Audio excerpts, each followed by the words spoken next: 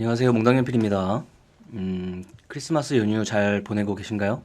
연말이기도 하고 저희 회사 휴가 관계로 영상을 미리 찍어서 그 연휴 기간에 올라가는 걸로 알고 있어요.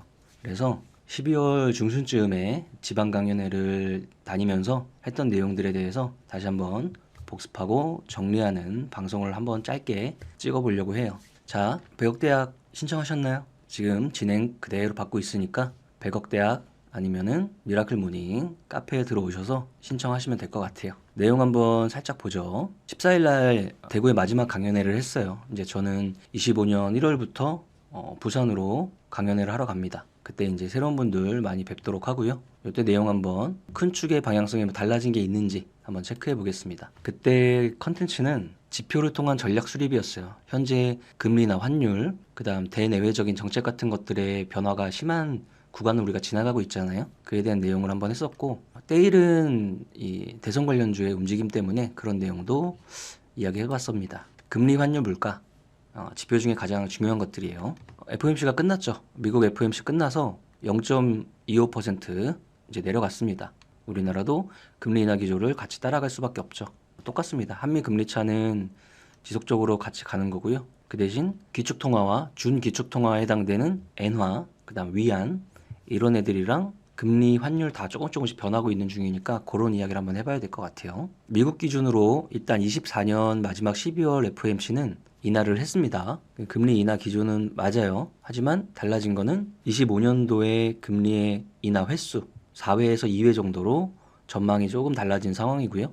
인플레이션이 다시 올라올 수 있다. 여러 가지 물가가 그럴 수 있다. 그리고 새롭게 출범하는 트럼프 정부에서는 금리 인하 기조 끝까지 추구하려고 할 것이고, 그 다음에 지금 또 연말 연초에 항상 이야기가 나오는 부채 관련돼서 증액을 어떻게 할 것이냐. 트럼프 대통령 당선인 입장에서는 부채 한도를 그냥 없애버리고 싶다. 그러고 있는 중이에요. 거품이라는 단어가 미국 시장에 잘 어울리는 단어고, 그 대신 거품하면은 두려운 사람은 언제든 꺼질 수 있다고 생각하는 거고, 거품을 즐기는 사람은 거품은 먹는 거야.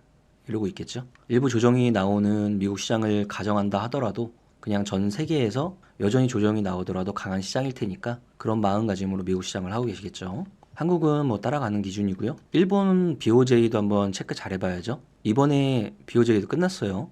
근데 금리 동결로 나왔습니다. 일단은 이렇게 되면은 금리 인상 기조에 있는 일본 상황에서는 1월 아니면 3월이에요. 이제 BOJ 일정이 그때 언제 금리 인상이 한번 나오느냐 그에 따라서 엔캐리 트레이드 청산 가능성 때문에 시장이 다시 흔들릴 확률이 있는 거죠. 요거는 이제 끝난 거예요. 12월 달 끝났고 내년도 일정을 한번 보자고요. FOMC 일정이 1월, 3월, 5월, 6월, 7월, 9월, 10월, 11월 이렇게 쭉 나와 있는데요. 이게 BOJ예요. 일본. FOMC 1월 달은 28일, 29일. 그 다음 일본은 한 주 전이네요. 23, 24. 여기서 인상 나오냐, 여기서 인상 나오냐 그 차이일 것 같고요. 그런데 3월 달이 겹쳐 있네요. 일단은 FOMC랑 BOJ가 3월 달이 겹쳐 있습니다. 그럼 여기서 인하나 동결, FOMC 입장에서는 여기서는 인상이나 동결 그런 경우의 수 조합에 따라서 시장의 출렁거림 같은 것들이 나올 수도 있는 달이 될 수도 있습니다. 그래서 1월, 3월 내년 초에 변동성 일정을 한번 체크해 본다면 저희 회사 달력 받으셨죠? 해당되는 월 날짜에다가 다 체크를 미리 해두세요. 해두시고 거기다가 6월 달도 겹쳤고요. 7월 달도 겹쳤고 10월 달도 겹쳤으니까 이렇게 4번 겹치는 달은 조금 더 표시를 잘 해두세요. 그렇죠? 그래서 FOMC의 방향성 같은 것들이 전망은 하긴 하지만 그때 가서 시장 상황이 바뀌었을 때 확정적으로 어떻게 나오느냐에 따라서 시장이 흔들리거나 안 흔들리거나 이런 변동성이 가해질 수 있는 일정이니까 꼭 체크를 해두셨으면 좋을 것 같아요. 그리고 미리 준비하는 거예요. 가능성이잖아요. 나올 수도 있고 안 나올 수도 있어요. 변동성이. 하지만 미리 준비하는 사람 입장에서는 당연히 현금 비중이라든지 신용 관리라든지 이런 것들을 그 직전부터 하고 있어야 된다는 말이겠죠. 그러면 변동성이 나왔다 치고 평소에 후반부에 8월 5일, 9월 9일, 11월 15일, 12월 9일 시장이 한 번씩 퉁퉁 변동성이 크게 걸린 날이었거든요. 이럴 때 이런 거 잘 지켜줘야 된다는 소리예요. 이럴 때 아니더라도 평시에 잘 지키고 있어야 된다는 말입니다. 그러면 시장의 변동성이 나타난다 하더라도 아래의 변동성이 나왔을 때도 시작과 끝에 중심 가격 어디에서는 내가 평단을 잘 맞춘다거나 이런 평소에 지키는 습관 때문에 그럴 가능성이 높아지는 거겠죠. 25년 이제 앞두고 있으니까 증권사에서 이제 가이던스가 나오고 있죠. 지수에 대한 이야기들 나오고 있는데 상저하고다, 뭐 상고하저다 여러 가지 말 많죠. 신경을 그냥 끄세요. 이 가이던스라는 건 말 그대로 참고사항인데 가이던스가 맞아 떨어진 적이 확률적으로 낮습니다. 확률이. 그래서 그냥 가이던스는 가이던스일 뿐이다. 그 다음 미국은 금리 인하 기조를 가고 있는 게 맞아요. 근데 속도는 늦어졌어요.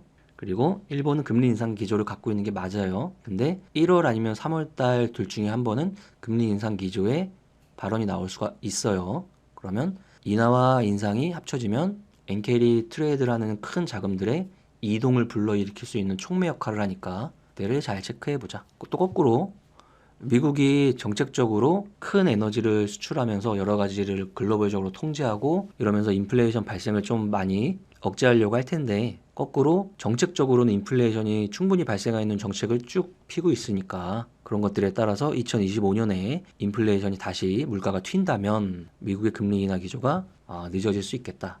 이런 느낌의 뉘앙스를 이번에 12월 달에 FOMC에서 일부 확인할 수가 있었죠. 그에 대한 결과치로 미국장, 글로벌 시장 조금씩 하락하는 기조가 나오고 있는 거죠.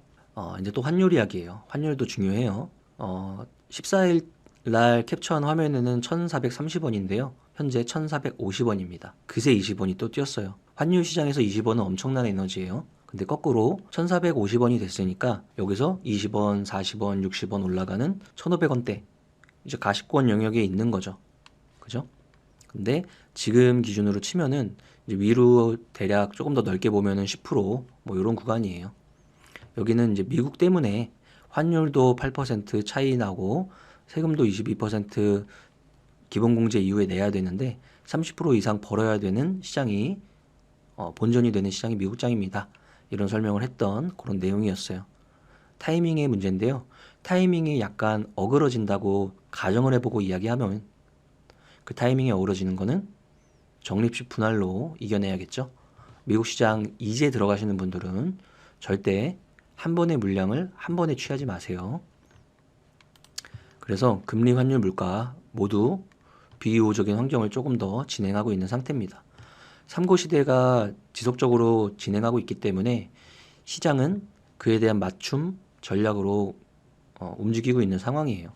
여기다가 뭐 플러스 알파로 트럼프 시대가 시작됐고 신냉전 시대도 지속되고 있는 상황이죠. 우호적인 업종, 비우호적인 업종 계속 갈리고 있어요. 보조금이라든지 여러 가지 정책 변화 때문에.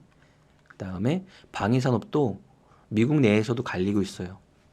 로키드 마틴을 숏, 팔란티어 같은 애들을 롱 이렇게 잡으면서 방위산업 자체 내에서도 변화가 일어나고 있고요.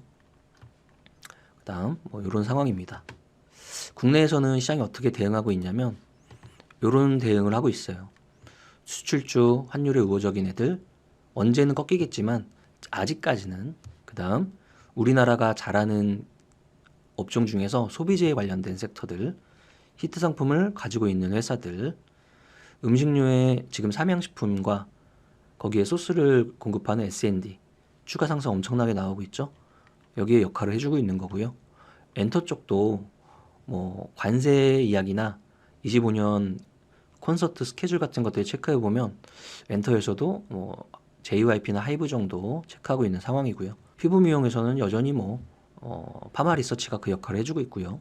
그 다음 화장품 VT나 뭐 제닉 이렇게 조그만 종목들 조선주는 전체적으로 강세를 띠고 있죠. 이런 쪽에서 플러스 알파를 가져가려고 하는 시장의 흐름이 좀 지속되고 있는 상황입니다. 거꾸로 이걸 반대쪽에 있는 것들은 좀 우호적이지 않은 상황에 있는 거죠. 걔네들의 장점은 딱 하나예요. 싸다.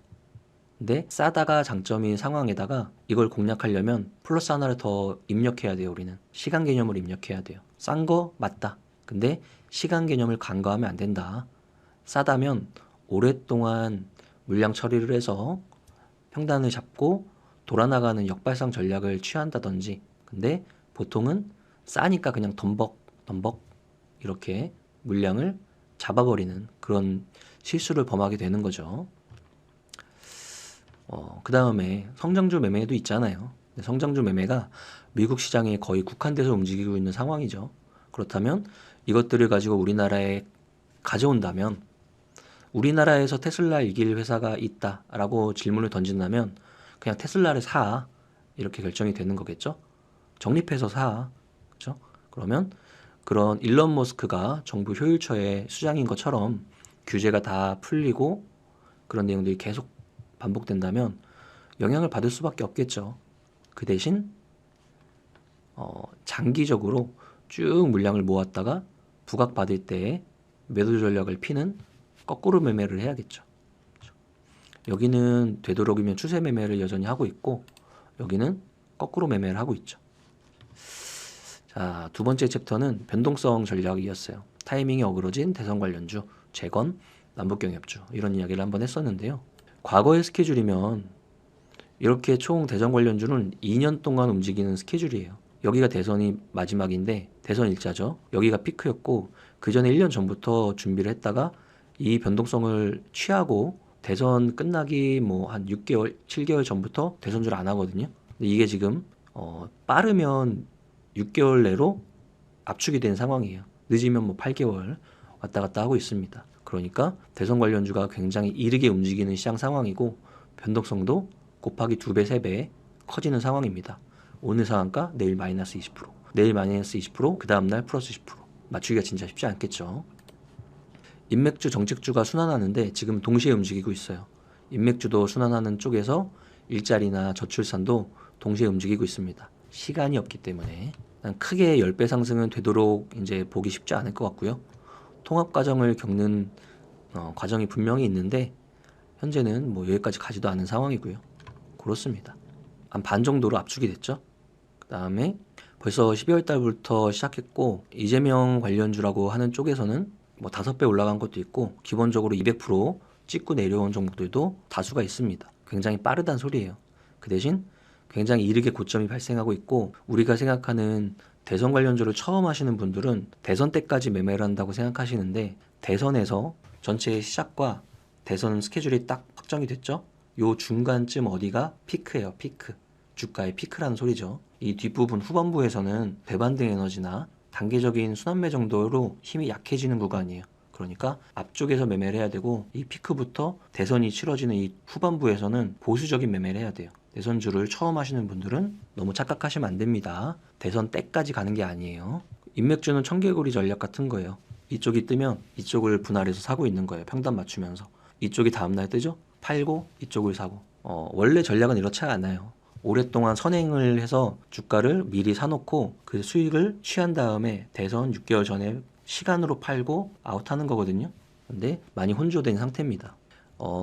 회원분들 중에 한 분한테 미리 한 3, 4개월 전부터 시작을 하라고 했어요. 이분은 200% 넘게 수익을 확정하고 엑시트를 일단 하셨어요. 선행하는 힘이죠. 이런 거에. 그래서 그 전에 가지고 있던 여타의 다른 종목들을 한 번에 털어낼 수 있는 기회가 이번에 한 번 있었습니다. 근데 이런 움직임 이에 뒤에 얼마나 이르게 생각했는지 얼마나 시간을 오랫동안 나눠서 평단을 맞춰왔는지 이런 생각을 해볼 수 있겠죠. 평단이 4,310원이었어요. 이런 거 한번 생각해보면 여기가 평단이었단 소리예요. 얼마나 저랑 긴 호흡으로 이걸 같이 맞춰왔는지 알겠죠? 이 단가가 최근에 이 급락해 한번 왔었고 이 앞에부터 단가를 유지하고 관리를 안 했으면은 나올 수가 없는 단가죠. 그래서 가장 힘이 셀 때 나눠서 분할 매도해서 현재는 아주 일부 물량만 가지고 다시 한번 파동을 노리고 있는 이런 상태가 될 것 같아요. 이런 식으로 해야 되는 게 대선 관련주예요. 원래. 근데 너무 이르게 조기 대선 일정으로 가는 바람에 한번 크게 털어내고 다시 보고 있는 상태. 그 다음 2등 주자, 3등 주자 아직까지는 춘추전국 시대니까 그 안에 있는 종목들이 한 번씩 순환하는 그런 역할을 하고 있습니다. 자, 대선주를 잘 못하겠다 하면은 이제 트럼프주나 일론 머스크주 같은 것들에 시간 개념을 한번 투입을 해보세요. 재건주나 남북경협주로 미리 가서 조금씩 일부 깔고 있는 거죠. 그리고 대선 관련주 에너지가 빠져버리면 저런 애들이 바통을 이어받는지 미리 준비해보는 겁니다. 그리고 특정한 사건 생각도 해볼 수 있겠죠. 특정한 사건이 발생했을 때 2등 주자의 에너지가 강해지는지 반대 매매로 거꾸로 매매해야 된다는 거 아까 이야기했었죠. 정책 관련주는 저출산이나 일자리 같은 공통적인 라인으로 좀 집중해서 시간으로 분할해서 가지고 있다가 뜨면은 수익을 취하는 이런 전략을 취하면 될 것 같아요. 자, 정리해 볼게요. 금리와 환율과 물가가 현재 시장에 굉장히 큰 화두인데 조금 비우호적인 환경입니다. 변할 거예요. 변하는데 그 변화에 맞춰서 내가 대응을 하려면 평시에 현금을 보유 잘 하고 신용을 무리하게 쓰지 않고 여러 가지 습관들이 필요합니다. 그랬을 때 이런 일정들이 교집합으로 일어나는 시기에 거꾸로 다른 사람들이 무서워할 때 노려볼 수도 있는 환경이 되겠죠. 그 다음 변동성이 큰 시장 여기서도 일어나고 있어요. 여기서는 갑자기 자극받아서 따라 붙는 매매를 지양해야 돼요. 미리 준비했다가 자극받았을 때 분할 매도하는 전략으로 거꾸로 생각하시는 게 맞지 않을까 생각합니다. 자, 이런저런 내용들을 평시에 우리는 미라클 모닝이나 백억대학 같은 데서 열심히 이야기를 하고 있어요. 방송을 보시는 분들 늦지 않았으니까 신청하시고 같이 2025년 1분기 전략을 잘 세워보도록 하죠. 자, 연말 따뜻하게 보내시고요. 지금 잘 준비해서 내년에 올해 힘들었던 내용들 다 뒤집어서 잘 수익으로 가져가는 연초가 됐으면 좋겠습니다. 푹 쉬시고 휴가 끝나고 뵙겠습니다. 감사합니다.